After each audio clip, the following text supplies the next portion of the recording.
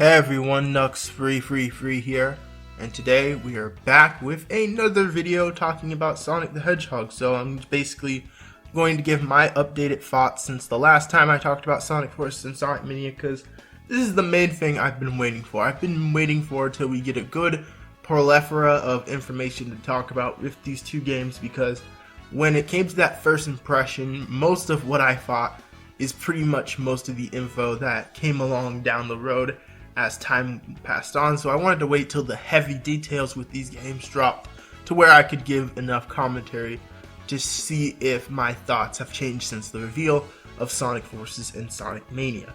So now let's go ahead and talk about those two games. So since the reveal of Sonic Forces and Sonic Mania, things have just not been that different with the games than how I expected.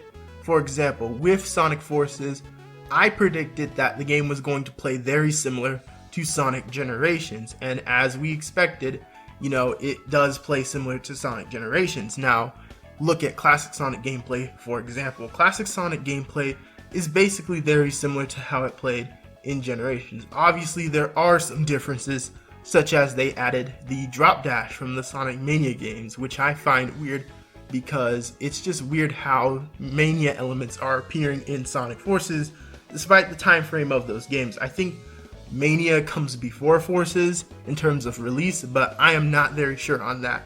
But I just find that interesting to note. But I did actually predict that, because I predicted that, it wouldn't be just a straight up rip of the Sonic Generations gameplay. I knew that there was going to be some small additions to the modern and classic Sonic gameplay that would make it kinda fresh, but it's basically the same type of gameplay we've been playing in that structure.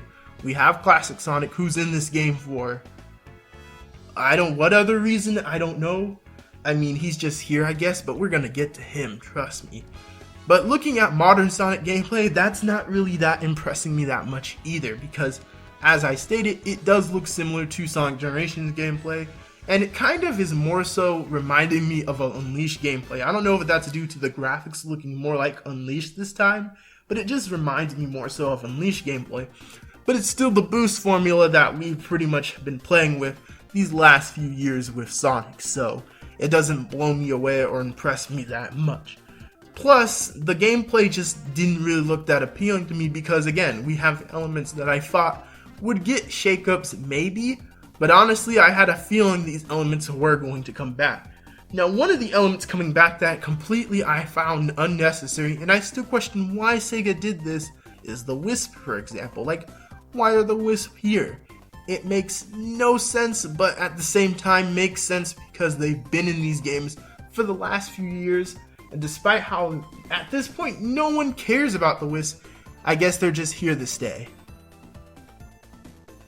But yeah, I could go on and on about the multiple things that I've really wanted to nitpick when it comes to Sonic Forces, such as Green Hill Zone being in the game despite the fact that this is supposed to be our next modern Sonic game, which at the very least, even though we did have Classic Sonic here, I thought they were at least going to try and stick to their policy of having all original stages. But as I ranted about this on Twitter for like the longest, basically, Sega doesn't care. We're probably still going to see references to old zones, or maybe even straight up old zones themselves. I don't even know at this point, because I can't trust what Sega says, especially since when we did see Green Hill Zone at first, Sega straight up said that it wasn't Green Hill Zone, and lo and behold, a few days later, it is straight up revealed as Green Hill Zone.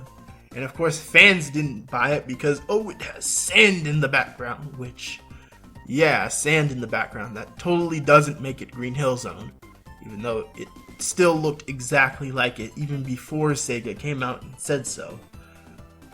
It's just a mess in terms of how that's going with Forces. And that's one thing I think I don't like about Forces so far is, I've explained this numerous times, but I think as a game that we waited for in terms of 3 to 4 years when it came to Forces, it's kind of underwhelming as a modern Sonic game. It's honestly not the modern Sonic game I was hoping we'd get after all these years of waiting, We just end up with this Persido Sonic Generations sequel is what it basically is, and while I do think games like Sonic Generations and Sonic Colors were solid in terms of how their gameplay structure is and stuff like that, I think in terms of keeping it as a running formula does not work with modern Sonic. And I keep using this term modern Sonic because it's supposed to be modern Sonic, as in it's the modern games now. We don't have to keep inserting classic Sonic into these games. He has his own, heck, this is where I kind of get into Mania. Classic Sonic doesn't have to be in Forces or has to be in the 3D games because he has his own category now with his own games with Sonic Mania. And let me just say, for that reason, it's what makes Mania looks a ton of much fun and ton much better than Forces. You know, not for the reasons that some people might think, you know, oh, it's because, you know, it's classic Sonic, and classic Sonic is always 100% good, and nah. What makes Mania special to me is that it's an attempt at actually continuing and involving 2D Sonic. You know, it's actually taking 2D Sonic and polishing it and bringing out the best of 2D Sonic. You know, I'm not gushing over Mania just because it rides on nostalgia. I don't care if they throw Green Hill Zone in it. Like, I really don't care about that stuff anymore. I mean, all of that nostalgia hype, in my opinion, died back in 2010. And the fact that Sonic still relies on it for both 2D and 3D is obnoxious in itself already. But I think in the case of Mania, I don't feel as bothered by it as much anymore. Like, I don't have as much rage for the series as I once did, especially with this whole 2D debacle and how I think the series definitely is playing on nostalgia too much these days. It doesn't bother me as much in that case. And it especially doesn't bother me because Mania, let's be honest, is a game that is supposed to be focused on nostalgia. Like, at least they straight up know that Mania is mostly about nostalgia, and it's even confirmed by the fact that most of the stages in Mania will be classic stages. There won't be as many original stages such as Mirage Saloon or Studiopolis. It'll mainly be remake stages like Green Hill and whatever such is in the game, like Stardust Speedway and all that. Also, I can say that Mania looks cool because it understands things that classic fans would really like, such as seeing those animated cutscenes that look very similar to the Sonic CD animated cutscenes, which are actually really cool. I think that's a really cool element they added into the Sonic Mania trailer. And hopefully in the final game too, we see more animated cutscenes. I think that'll make the game shine a lot more. So because of this, I do think Mania is a really cool looking game, and I think it is the proper 2D Sonic game that we should have gotten instead of Sonic 4. Like, I think Mania is the proper Sonic 4. The only thing that definitely bugs me is I still hate this stupid idea of reusing stages and just having to play through Green Hill Zone over and over again. But despite that, I think that's the only flaw with Mania at this point. Mania even fixed another concern I had with it, with the pricing. I originally feared that Sega was going to charge a heck ton for a 2D game in the year 2017, but luckily my fears of that were quelled when Sega announced that it's basically $20 and it actually comes with a 10% discount if you pre-order. So that's pretty fair, honestly. That's beyond fair for a game like Sonic Mania. So I have no beef with Sonic Mania at this point, minus the whole nostalgia thing, because it appeals to classic fans on purpose and it's its own thing. It's the 2D Sonic that 2D Sonic fans deserve. I have no problem with Sonic Mania. But again, Sonic Mania just shows how more unnecessary Sonic Forces is, in my opinion, because Sonic Forces is supposed to be that modern game we were waiting for while we were putting up with Sonic Lost World, Sonic Boom, all that stuff. And I honestly expected a little more.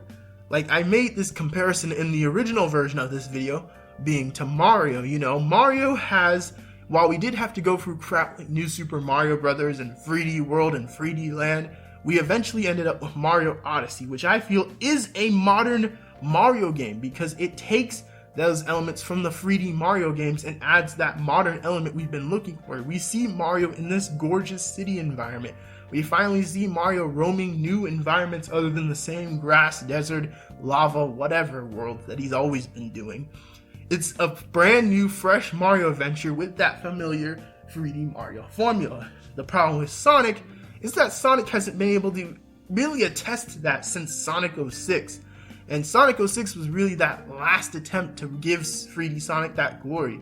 Ever since then, it's kind of just been either experimentation like Secret Rings, Sonic and the Black Knight, and all of that stuff, or it's been this half-baked attempt, fluff tactic at 3D games such as, Colors, Generations, and stuff like that, where it does have 3D elements and it is technically a modern Sonic game, but it has a bunch of nostalgic kind of 2D in there to try and get classic fans over it, because classic fans apparently can't stand not even 1 minute of 3D gameplay.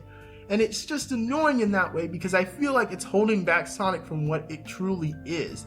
Maybe a series like such as Kirby, which I know has been 2D for the longest time, it doesn't bother me as much with Kirby because Kirby has never had a standard like that. Kirby has mostly spent his life being a linear, simple platformer, and I don't have a problem with that.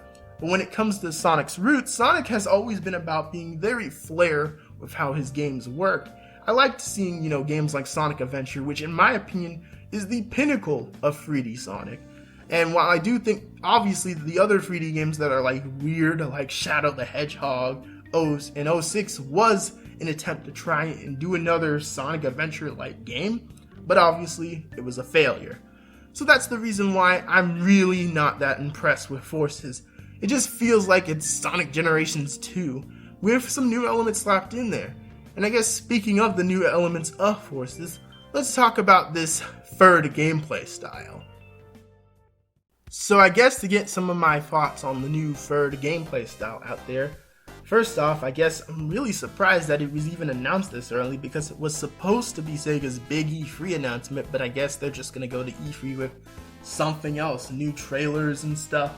Like, I really don't know what Forces can do to impress me at this point, because we've seen the third gameplay style, and honestly, it doesn't impress me in terms of how much I'd want to play it or how much I actually wanted it, but I'll give Sega this. It's honestly a surprising decision that they decided to go with here.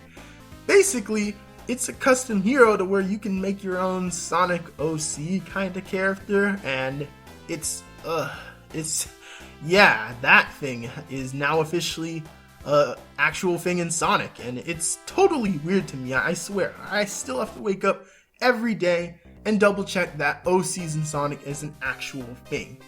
Now, do I think it bothers me as much as when it was revealed? Not as much, because when it was first revealed, I honestly was baffled and I was kind of worried because I felt like it was one of those dumb things to where Sega took a Sonic meme or a Sonic joke and took it too seriously again. I mean, that's kind of one element I hate of this series recently. It tries too hard to be a self-parody of itself, and I feel like that's what's taken away the charm of the series in itself. Like, for example, Big the Cat and all the jokes around him. I literally can't stand that character anymore since so many people take the joke too far.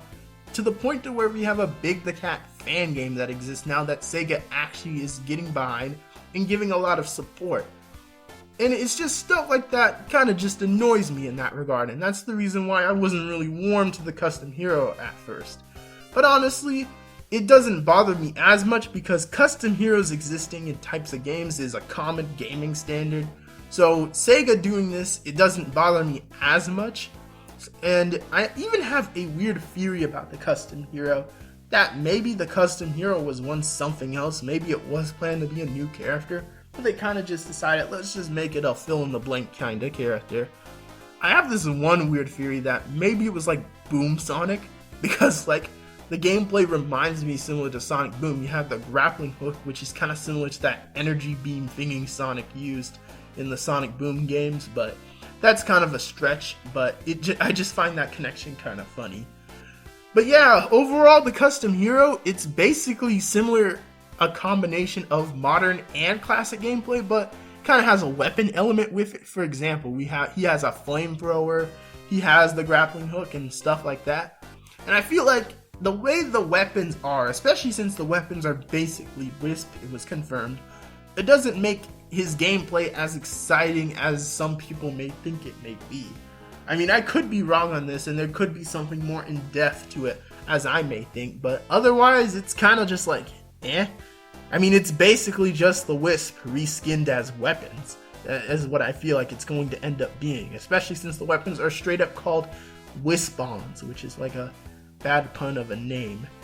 Other than that, the custom hero doesn't really blow me away. I mean, I find the aspect of customization in Sonic existing kind of weird, and I don't know whether it hurts me or, you know, is something I'm completely okay with. I mean, to be fair, we all know that lots of Sonic fans do, you know, have a history with this OC crap.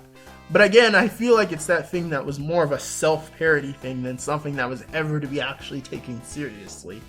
But it exists now, and what can I say? I guess the only real bother in terms of if I were to play Forces is, where is the Akinda option, man? I mean, I see the lineup of all these animals, and I don't see no Akinda option. I mean, how can you do this to me? Then again, I guess Penders would have a field day if there wasn't a Akinda option to where you could make any Akinda. Plus, isn't the Akinda supposed to be like mostly extinct or something? I mean, I'm thinking too deep into this. So basically, when it comes to Sonic Forces and Sonic Mania, I guess the best I can say is not much has really changed in my opinion since initial reveal. I mean, Mania still looks good, still looks great for a 2D Sonic game, and I think it's the 2D Sonic game that 2D Sonic fans deserve all the way back in 2010, and I'm glad this game exists because it at least gets 2D Sonic back on track, because even 2D Sonic I feel like had a struggling point, especially with Sonic 4, which basically was a not that great iteration of the 2D Sonic lineup. But then you have Forces, which is even a more awkward case because at least Mania fulfills what it's trying to do. Forces is just this, again, awkward attempt at a Sonic game that tries to please everyone by adding in random things such as custom characters with no real context or reason. It's just kind of there. And then it's a half-baked modern game where we would see elements like 3D Sonic, you know, like the grinding and cool things we want to see, but it's held back by this generation-style formula to where we have Boost to win again, which is, you already know my problems with that. And then Classic Sonic is here, despite the fact that Classic fans can get all the Classic fan service they need from Sonic Mania. Basically, to summarize my thoughts with these two games, I kinda just wish Forces was a better game suited for modern Sonic fans. It's going to be maybe a decent Sonic game since Generations, in my opinion, was the last good Sonic game, but it's just not the Sonic game I waited 3 to 4 years for, and it's not really, you know, worth it to me yet, and I have really no opinion to really change that. I'm not sure if my opinion will ever change, because I don't know what else the game can really do to get my attention in that regard. Like, even if they were to add Dreamcast Sonic to the game, even if he was the third gameplay style, we still have a crap ton of classic Sonic stages to play and modern Sonic stages to play, so that there's still 2D in the game. I mean, who honestly cares? Well, other than that, you know, I'll talk about this whole 2D versus 3D thing in depth later. I just wanted to get my thoughts out for Forces and Sonic Mania and let you guys know where my standing is on that. I mean, for the most part, Mania is still on great standing with me, even though it's not a game that blows me away. But then you have Forces, which is just like, I don't like hate it to the absolute core like I did with Sonic Boom, because Sonic Boom, in my opinion, felt like it completely stood against what the Sonic series was. Forces is just another lost and confused soul of a game that reminds me a lot of Sonic Lost World. Other than that, you know, if you guys are looking forward to more of my thoughts when it comes to Sonic news and all that, be sure to let me know. And check out, you know, my future uploads, because I will be sure to upload more often again and talk about some subjects I've had in mind. This is Nux, and I'm done. Peace out, guys.